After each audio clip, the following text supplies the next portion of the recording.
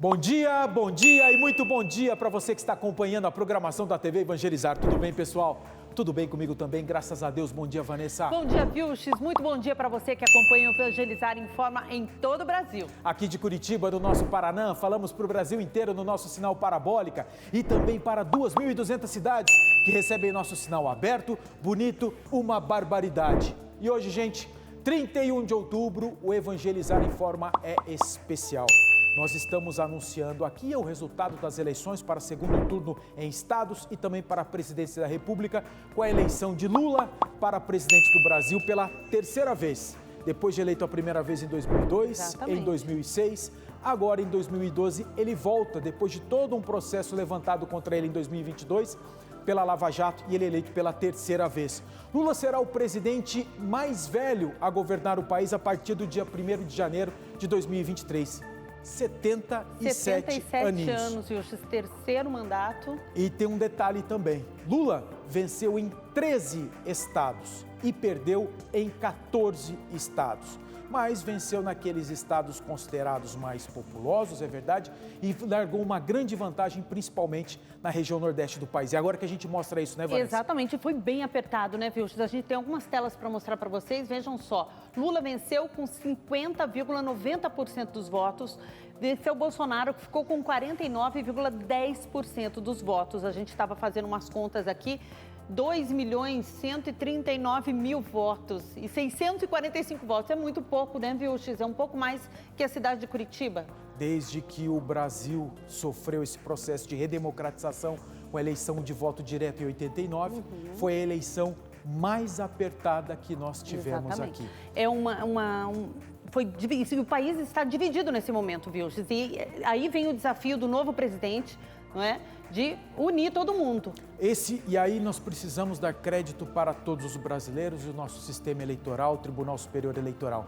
Porque a votação terminou às 5 horas, né, Vanessa? 8 horas, antes das 8 nós já sabíamos o resultado. 10 para as 8, exatamente. Às 7 horas, 7h30, nós já tínhamos visto esse tipo de concentração. Isso aqui é um pouquinho depois do resultado oficializado pelo TSE, mas essas imagens que nós estamos agora mostrando já era ali 9 horas da manhã, 9 horas da noite, 4 horas depois do resultado de ser promulgado, confirmado ali pelo Tribunal Superior Eleitoral. São imagens da Avenida Paulista em São Paulo, que vale o detalhe. No estado de São Paulo, Lula não venceu, não foi o mais votado, mas na cidade de São Paulo, sim, na capital, ele foi o mais votado. Milhares de pessoas foram para a Avenida Paulista. Aliás, a Avenida Paulista já tinha sido separada pelas autoridades, Vilches. Vencesse um ou outro ali, seria realizada a festa e assim foi. Aí a gente vê o agora vice-presidente Alckmin, junto com Lula e Haddad. O Haddad que acabou perdendo esse segundo turno por Tarcísio. Então, fazer o seguinte, vamos mostrar para vocês como é que foi a eleição por região no país. Onde Bolsonaro foi mais votado nas regiões e onde Lula foi mais votado. Tá aí na tela, Vanessa. Olha, nós temos a região Nordeste, que foi maioria, não é, Vilches? Quer ver? A gente tem uma outra arte que vai mostrar melhor esses dados aqui, porque ó, a gente mostra aqui que a predominância foi de votos de Lula, principalmente no Nordeste. Mas vamos em números absolutos, vocês vão compreender melhor esses dados já divulgados pelo TSE. Agora sim na tela. Olha Vanessa. só, na região Sul, Luiz Inácio Lula da Silva ficou com 38,16% dos votos e Jair Bolsonaro ganhou disparado com 61,84%. Região Sudeste, Luiz Inácio com 45,73% e Bolsonaro com 54,27%. Região Centro-Oeste, Vilches, Lula com 39,79% dos votos e Bolsonaro venceu na região Centro-Oeste com 60,21%. Região Nordeste, a diferença é significativa com Lula 69,34% dos votos e Bolsonaro com 30,66% dos votos. Finalmente, a região Norte, Vilches, que ficou bem próximo. Lula, 48,97% e Bolsonaro, 51,03%. Há quem diga que quem fez a diferença foram os eleitores do Nordeste em função dessa diferença, mas a própria campanha do Bolsonaro disse: o maior problema durante esse segundo turno foi a baixa votação que teve em 2 estados principais, os 44 milhões de eleitores no estado de São Paulo e os outros 16 milhões no estado de Minas Gerais. Foram nesses 2 estados extremamente populosos que a campanha de Bolsonaro esperava ter mais votos para fazer uma diferença que compensasse essa diferença já esperada no Nordeste do país. Por falar nisso, ontem em Brasília, até antes ali, depois das 5 horas da tarde, encerrou a votação, uma grande concentração de eleitores do presidente Bolsonaro foi até o Palácio Alvorada acompanhar ali as manifestações. E essas imagens foram feitas antes do resultado, que era a expectativa daquelas pessoas em torno do resultado da apuração dos votos. E aí essa senhora já chorando, foi quando ela teve a informação que de fato Bolsonaro perdeu. E aí vem um detalhe também, Vanessa, lá no Distrito Federal, Bolsonaro teve mais votos do que Lula. Só que nós temos que contabilizar a eleição geral no país. E todos estavam na expectativa de uma fala, na verdade, do presidente Bolsonaro, não é, Vilches? Mas não aconteceu. A expectativa é que hoje ele fale à nação para falar sobre o resultado da eleição. Isso é importante nós falarmos. O presidente eleito Lula recebeu felicitações e parabenizações nas redes sociais, inclusive de presidentes estrangeiros.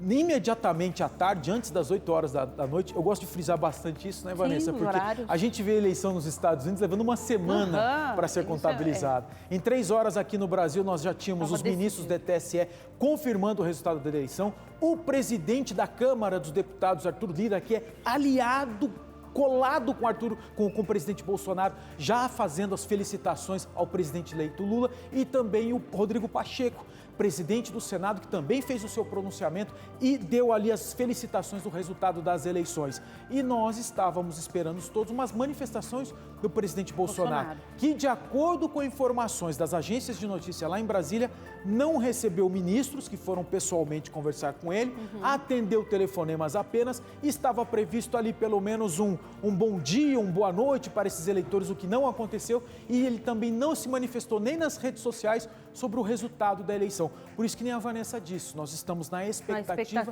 de um pronunciamento do presidente Bolsonaro. Agora sim, a festa da vitória. Isso, teve festa da vitória na Paulista e o Lula falou, sim, aos eleitores. Nós temos um trecho dessa fala, de um pronunciamento do presidente eleito, Luiz Inácio Lula da Silva. Vamos ver. Pacificação ambiental. Não nos interessa uma guerra pelo meio ambiente, mas estamos prontos para defendê-lo de qualquer ameaça. Meus amigos e minhas amigas, o novo Brasil que queremos construir a partir de 1º de janeiro não interessa apenas ao povo brasileiro, mas a todas as pessoas que trabalham pela paz, a solidariedade e a fraternidade em qualquer parte do mundo. Na última quarta-feira, o Papa Francisco enviou uma importante mensagem ao Brasil, orando para que o povo brasileiro fique livre do ódio, da intolerância e da violência.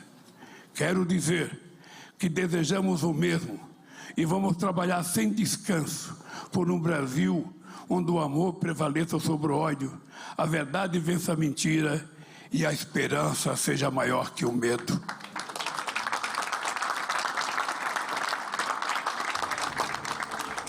A esperança seja maior que o medo, e é toda aquela expectativa que nós brasileiros temos.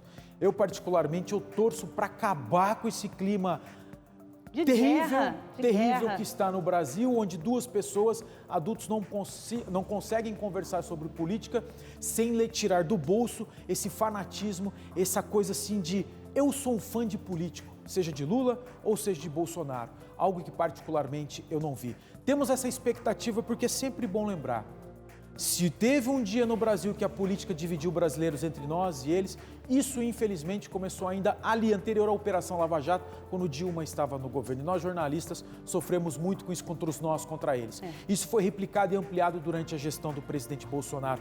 Por isso que nós rezamos todos os dias.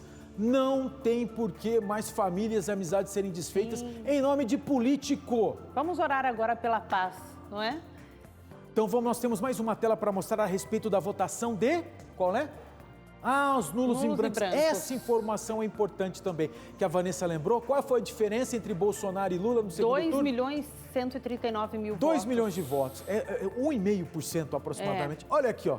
Se você pegar os votos em branco, pessoas que conscientemente votaram naquela telinha branca, e você somar os nulos, aquelas pessoas conscientes que votaram também no nulo, você tem mais praticamente o dobro de votos da diferença entre Lula e Bolsonaro. Sem falar esse outro dado também, que são as abstenções. Cadê as abstenções? Nós temos essa tela? Nós temos uma outra tela com as abstenções que também chegou a quase 20% do eleitorado.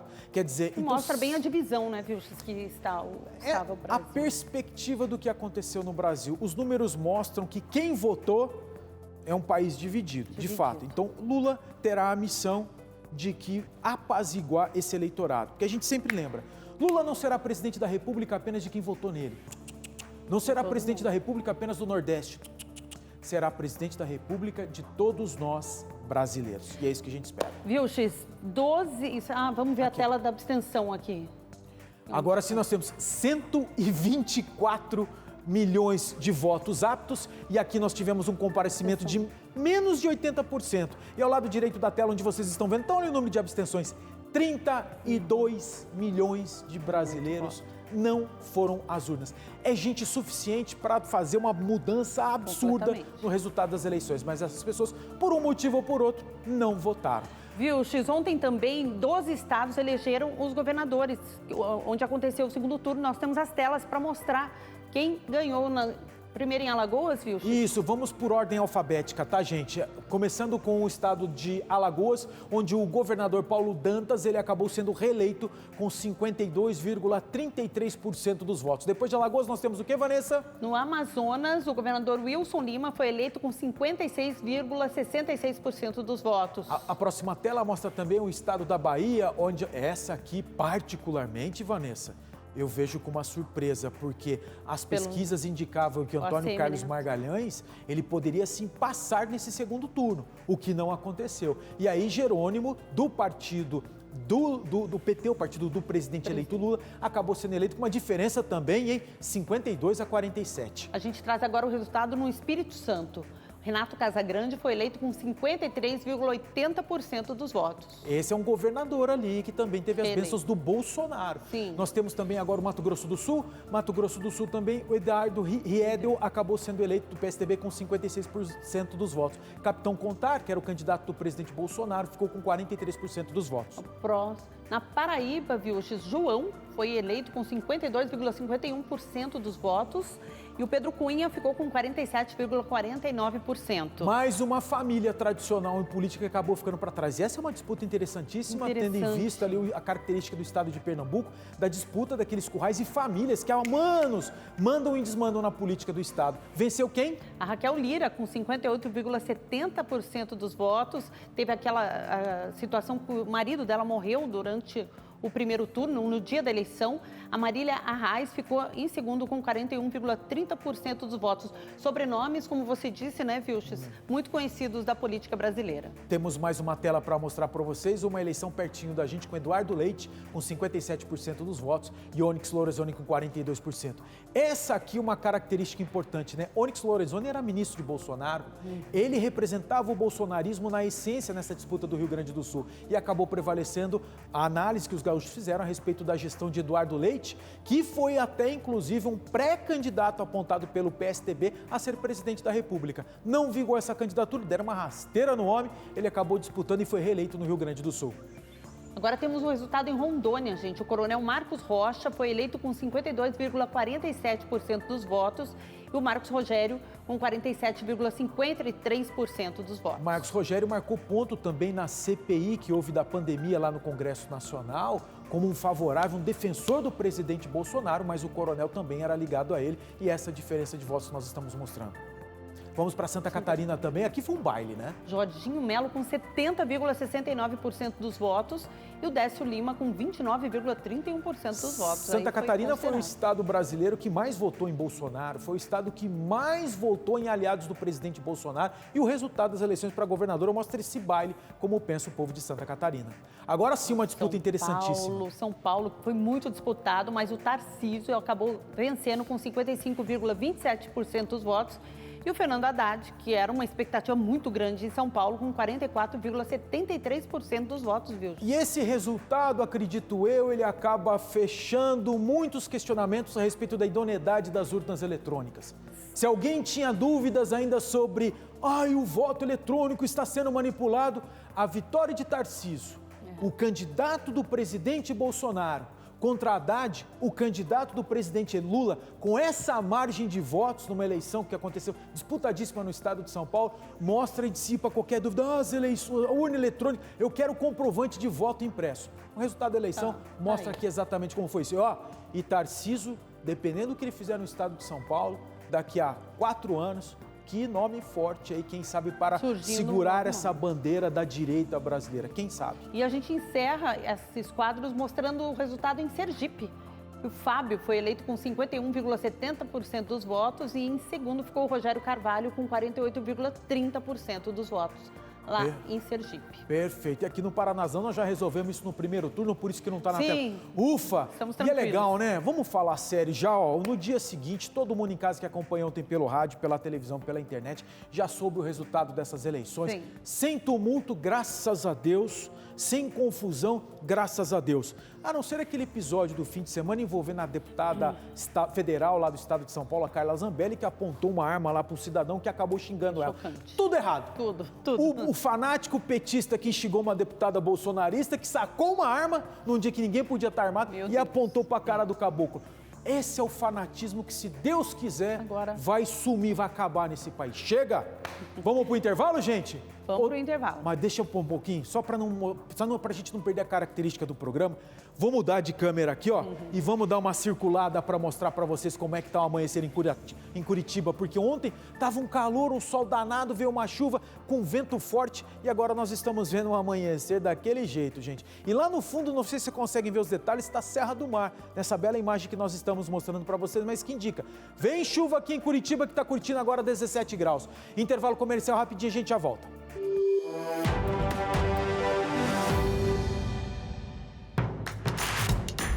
Não perca mais nenhum vídeo da TV Evangelizar. Inscreva-se agora.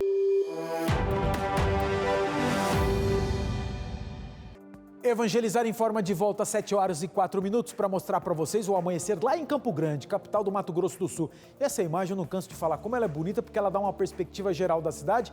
E vem chuva por lá, hein? Temperatura na marca dos 24 graus. Por falar em chuva no Mato Grosso do Sul, vamos lembrar o seguinte, que a justiça de lá do estado determinou que o ex-goleiro Bruno do Flamengo pague uma indenização de R$650 mil por danos morais ao filho que ele teve com a modelo Elisa Samúdio. Criminalmente, o goleiro já foi condenado por mandar matar a mulher da mãe do filho dele. Aí você fala, mas por que isso tramitou na Justiça do Mato Grosso do Sul?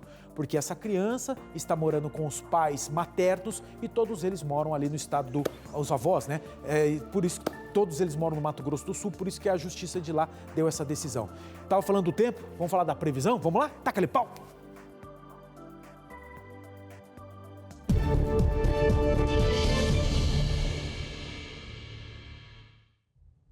Último dia do mês de outubro começando muito instável em grande parte do Brasil. A forte frente fria já começa a avançar pelo país e aumenta as condições de chuva muito forte pelo estado de São Paulo, em Mato Grosso do Sul, Paraná e também em parte do estado de Minas. A região da Grande Belo Horizonte já volta a ter aumento da nebulosidade e temperaturas mais amenas ao longo do dia, mas parte do norte mineiro ainda segue quente, com chuva concentrada no período da tarde. Também chove em capitais como Brasília, Goiânia e Cuiabá, e nessas áreas as temperaturas ficam mais amenas, mas o ar ainda continua muito abafado ao longo do dia. Tempo firme só em parte do interior do Nordeste, em capitais como Belém e Macapá. Todas as outras áreas do país ainda com sol, aquecimento e chuva forte no período da tarde. A máxima no Rio de Janeiro é de 34 graus, máxima de 33 graus em Manaus e apenas 18 graus na capital Porto Alegre. Grande parte do sul, centro-oeste e do sudeste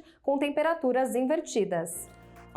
Eu não escondo de ninguém, né, gente? Que essa história de calor não é comigo, não. Eu vi a previsão do tempo lá em Porto Alegre, eu já começo a me animar aqui para Curitiba. E Porto Alegre já está mostrando mais ou menos o que vai acontecer aqui. Agora? Olha só, aqui no estado do Paraná, porque hoje à noite vai chegar uma frente fria aqui no sul do Brasil, aqui no Paraná especificamente. Dá uma olhada. Para quem gosta, é melhor aproveitar agora, porque o sol com temperatura mais alta está indo embora. A previsão de tempo para novembro mostra um começo de mês com temperaturas atípicas por causa da chegada de uma frente fria. A queda brusca nos termômetros vai atingir 4 regiões do Brasil devido a uma forte massa de ar de origem polar. Hoje, Rio Grande do Sul e também parte do estado de Santa Catarina já vão ser afetados por essa mudança. Até o fim do dia, a massa polar irá cobrir toda Santa Catarina e chegará também no Paraná. Segundo a previsão, serão afetados também os estados do Mato Grosso do Sul e parte de São Paulo. Detalhe para a região sul, viu? Entre a noite de hoje e a madrugada de amanhã, há uma possibilidade de neve entre o Planalto Sul catarinense e a região dos Aparados, da Serra, lá no Rio Grande do Sul. Segundo a previsão, ao longo da semana, a temperatura vai cair também nos estados de Minas Gerais, Espírito Santo, Mato Grosso, Goiás e Rio de Janeiro. Nesse período, é provável também o registro de temperaturas negativas nos 3 estados do sul. Você viu, negativas nessa época do ano, viu? Mas é pra Serra. Por favor, ó, a gente tem imagens ao vivo aqui de Porto Alegre. Agora está 17 graus e a máxima prevista para Porto Alegre hoje é 18 graus. Eu não sei se está nublado, quer dizer, se é chuva ou se é névoa. É Parece chuva, né? chuva.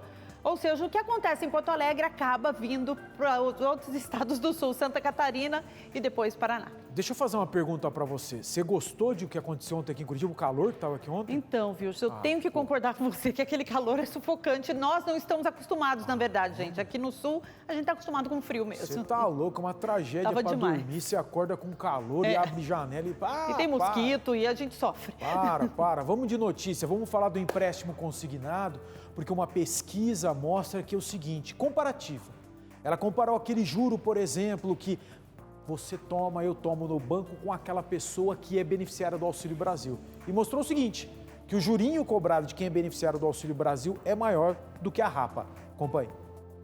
Um levantamento da Associação dos Executivos de Finanças mostra como são considerados caros os juros cobrados no empréstimo consignado do Auxílio Brasil. Esse valor pode ficar até 87% mais alto que os empréstimos para outros clientes. De acordo com o levantamento, os juros cobrados pela Caixa para o consignado do Auxílio Brasil estão em 3,45% ao mês. Para os beneficiários do INSS, o mesmo empréstimo tem juros de 1,94%. Para os servidores públicos, os juros são de 1,96% e para os clientes privados, 2,64%. A associação tem explicação para essa diferença. É que os beneficiados do Auxílio Brasil são pessoas em situação de vulnerabilidade, com baixa ou nenhuma outra renda. Pessoas, portanto, sem acesso a crédito. Por isso que o oferecido agora tem custo mais caro. O risco de calote também é levado em consideração nesse cálculo. Tanto que bancos privados como Santander, Itaú e Bradesco não oferecem esse tipo de empréstimo para os beneficiados do Auxílio Brasil. Vamos fazer o seguinte agora, um giro de notícias e informações pelo Brasil no Informa na Cidade. Taca-lhe pau! Aposentados e pensionistas precisam se programar. As agências do INSS voltarão a ficar fechadas depois de amanhã, dia de finados. Na sexta, por causa do feriado do servidor público, elas já fecharam.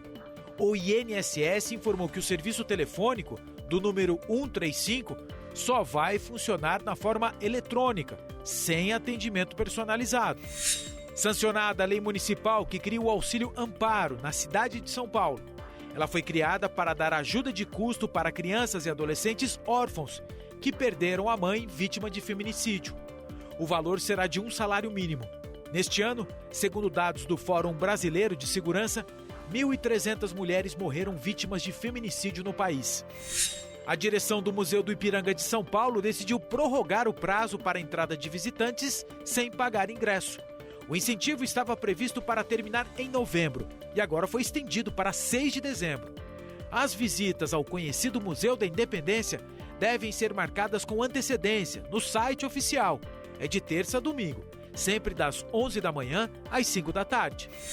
Essa foto foi tirada durante uma festa fantasia de alunos de uma escola privada de Presidente Prudente em São Paulo. A fantasia de uma das crianças, vestida do chanceler alemão Adolf Hitler, provocou discussão e críticas quando a imagem foi postada nas redes sociais. Agora, a escola informou que irá fazer um trabalho com os pais para conscientizar sobre as mazelas provocadas pelo nazismo alemão durante a Segunda Guerra Mundial. Desculpa te interromper, a partir de hoje nós estamos de volta ao Facebook Evangelizar Informa ao vivo para vocês e muita gente já participando, mandando um recado aqui, viu, X? Porque aquela coisa, nós não podíamos fazer isso em função das eleições, mas passou tudo, então Olha vamos lá. sapecar a conversa aqui, gente.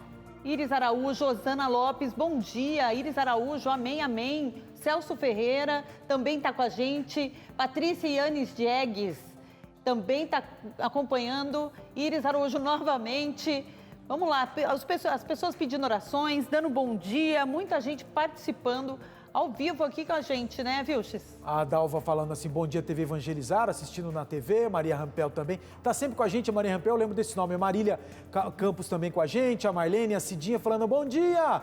Não deixei de acompanhar vocês, vi pelo canal aberto. Bom dia também para toda a equipe do Evangelizar Informa e a todos que acompanham o noticiário. Então, gente, agora vocês já sabem, né? Nós já estamos na terceira semana de novo horário, das 15 para as 7 da manhã. E a partir de agora a gente já vai fazer isso aqui, tomar como hábito, porque eu sinto falta, às vezes, de vocês contando pra gente, por exemplo, olha, aqui na minha cidade está chovendo, aqui vai chover. Então é importante essa participação de vocês também. Sim, coloca de onde você está falando, né? Pra gente ver o nosso alcance, até onde a gente chega com o nosso trabalho. É importante, né? Daqui a pouquinho a gente faz mais um giro, tá? De opiniões e participação.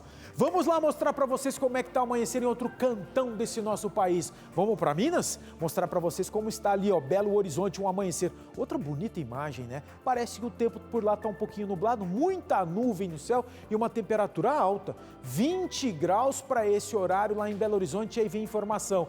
Está em vigor ainda a determinação do Instituto do Patrimônio Artístico lá e Nacional, que barrou a construção de um prédio no Largo do Rosário, bem no centro ali de Belo Horizonte. Mas barrou por quê?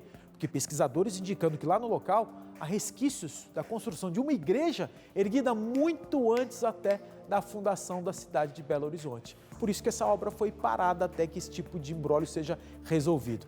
Nós vamos fazer o intervalo comercial rapidinho e depois nós vamos falar, sim, que o Flamengo acabou ganhando do Atlético e se sagrou campeão da Libertadores da América, para tristeza de meia Curitiba e festa para meia Curitiba também. Daqui a pouquinho a gente fala disso.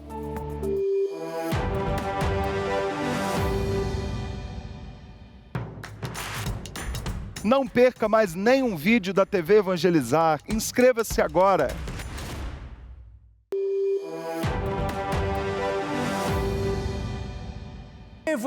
Evangelizar em forma de volta, deixa eu ver, 7h19, não perde a hora não. Amanhecer agora em Goiânia. Goiânia, gente, bonita imagem também, hein?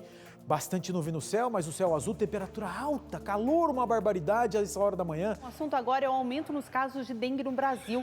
Gente, os casos cresceram 180% do ano passado para agora. Quem traz as informações para a gente é o repórter Murilo Cardoso. Bom dia, Murilo. Bom dia, Ricardo. Bom dia, Vanessa. Excelente início de semana para vocês, para todos que nos acompanham. Olha, nós começamos essa segunda-feira com um alerta em relação aos casos de dengue aqui no Brasil. Se a gente pegar lá de janeiro até o mês de outubro, que encerra hoje, o número de casos subiu dessa doença 185% se compararmos com o mesmo período do ano passado. O Ministério da Saúde, inclusive, divulgou dados que apontam uma alta de 86,9% dos infectados com chikungunya, que é uma doença também transmitida pelo mosquito Aedes aegypti. E a população precisa ficar muito em alerta porque, segundo especialistas, agora, nessa época da primavera, é justamente quando ocorre o aumento da população do mosquito e, consequentemente, as chances da transmissão da doença são bem maiores. E, além disso, também tem um agravante que esse mês de outubro foi bastante chuvoso em diversas partes do Brasil, o que favorece também a reprodução do mosquito da dengue, que deixa os ovos nos lugares onde há água parada. Com esses números, o Ministério da Saúde lançou esse mês a campanha nacional Todo Dia é Dia de Combater o Mosquito, que busca mobilizar os cidadãos a participarem efetivamente do combate. Diversos municípios, juntamente com setores de endemias, têm se mobilizado aí para realizar ações de conscientização a fim de evitar que haja esse aumento dos casos, como orienta o secretário de Saúde aqui de Cascavel, o Dr. Miroslav Bailac. Pelo menos uma vez por semana, faça uma limpeza geral no entorno da sua casa. More aonde você mora, no condomínio, você mora na sua casa, mesmo no apartamento, né? Você tem que olhar se tem algum lugar de acúmulo de água, porque o mosquito da dengue posta os seus ovinhos ali. Os ovinhos podem estar postados há mais de 400 dias e chegando a água neles, irá se desenvolver o mosquito, irá levar esse vírus picando alguém da sua família. Então vamos prevenir, essa é a melhor maneira. Se não tiver criadouro, não tem mosquito. Se não tiver mosquito, não tem dengue. Então é isso, né, Ricardo, né, Vanessa? Não dá para dar bobeira, é o momento da gente reforçar a vistoria nos nossos quintais, tanto de casa quanto aquele terreno vazio ali perto também da nossa casa. É importante denunciar os locais que oferecem perigo de proliferação do mosquito para que todos esses pontos de água parada sejam eliminados e a gente fique em segurança. Eu volto com vocês aí no estúdio, ótima semana para todo mundo, até mais. Obrigada, Murilo. Viu o alerta do Murilo e da reportagem, Vilches? Você tem um quintal em casa e, gente, às vezes é um potinho de água muito pequeno que pode proliferar o mosquito. Então é só dar uma olhadinha, né, Vilches? Cuidar dos vasos, dá uma geral aí no seu quintal. Para encerrar o programa, nós vamos falar com o pessoal que está participando do nosso programa hoje lá pelo Facebook, gente. Transmissão voltou e os comentários também estamos interagindo com vocês. Fátima Pereira, Maria Goretti está na telão, tá lá, ó. A Bruna da Silva, ela fala da Itália, ela fala de Bérgamo. O Everton Luiz, a Ivone Rodrigues, a Terezinha Alexandre falando de Prudentópolis aqui no Paraná, a Elisângela Luquini, a Ione Santos do Ceará, a Genilda falando de Duque de Caxias, saudade também. A Fátima de Fortaleza. Com vários corações para você, hein, viu? Te amei, parabéns pelo novo horário. Maria Goretti com a gente também falando da Paraíba, a Ivete Dalcalvion falando de Francisco Beltrão, Maria Pinheiro, Angélica da Silva. Estou gostando de ver bastante participação. Quem mais que tem aí, Vanessa? Estamos falando com a Ivone Rodrigues, ela está assistindo aqui em Santa Terezinha, Manfrinópolis, e Chaporã, interior de São Paulo, a Irani Santos, a Cidinha Dias, ó, o Atlético merecia esse título, que dó, né? E a Angélica da Silva falando lá de Itaperuna. Boa, então. Então é o todo seguinte, mundo participando. Gente, a partir de agora você já sabe, nós vamos retomar aquela rotina de evangelizar em forma com transmissão no Facebook e com a participação de vocês. Aí amanhã a gente se compromete. Naquela hora que a gente sempre mostra o amanhecer nos outros dias, nas outras cidades, nós vamos também dar as informações que vocês participarem com a gente. Feito? Exatamente. Sem mancada. E é cedo, eu sei que é cedo. 6h45, mas vamos contar com vocês aqui. O convite é para você acordar com a gente, acordar com muita informação e serviço para o seu dia, hein? Então, e a gente volta amanhã. Exatamente, um excelente começo de semana para todos vocês, gente. Uma semana abençoada e vamos, que a vida continua. Gostemos ou não, a vida continua. Portanto, uma excelente segunda-feira a todos vocês e até amanhã, se Deus quiser. Tchau.